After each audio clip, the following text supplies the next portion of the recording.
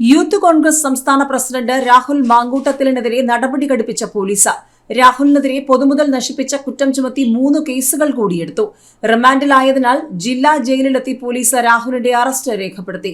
Cantonment police register ചെയ്ത 2 കേസും museum police register ചെയ്ത 1 കേസുമാണ് പുതുതായി ചുമത്തിയിരിക്കുന്നത്. രാഹുലിന്റെ ജാമ്യാപേക്ഷ ബുധനാഴ്ച പരിഗണിക്കാനിരിക്കെയാണ് ആ നീക്കം. 3 കേസുകളിൽ റിമാൻഡ് ചെയ്യാനായി രാഹുലിനെ കോടതിയിൽ ഹാജരാക്കും. സെക്രട്ടേറിയറ്റ് മാർച്ചിനിടെയുണ്ടായ സംഘർഷവുമായി ബന്ധപ്പെട്ട് കഴിഞ്ഞ ചൊവ്വാഴ്ച പുലർച്ചെ വീട്ടിൽ നിന്നാണ് രാഹുലിനെ ആദ്യം അറസ്റ്റ് ചെയ്തത്. ഏതായാലും രാഹുൽ മാങ്കൂട്ടത്തിനെതിരെ പോലീസ് പിടിമുറുക്കിയതോടെ പുറത്തിറങ്ങാൻ വൈകിയേക്കുമെന്നുള്ള ചർച്ചകളും തുടങ്ങിയിരിക്കുകയാണ്. 3 കേസുകളിൽ കൂടിയാണ് ഇപ്പോൾ അറസ്റ്റ് രേഖപ്പെടുത്തിയത്. ഏതായാലും രാഹുലിനെ ഹാജരാക്കാൻ 1-ാം ക്ലാസ് മജിസ്ട്രേറ്റ് കോടതി ഉത്തരവിട്ടിട്ടുണ്ട്. ഈ കേസുകളിൽ പോലീസ് ആവശ്യപ്രകാരം കഴിഞ്ഞ ദിവസം പ്രൊഡക്ഷൻ വാറന്റ് കോടതി പുറപ്പെടുവിച്ചിട്ടുണ്ട്.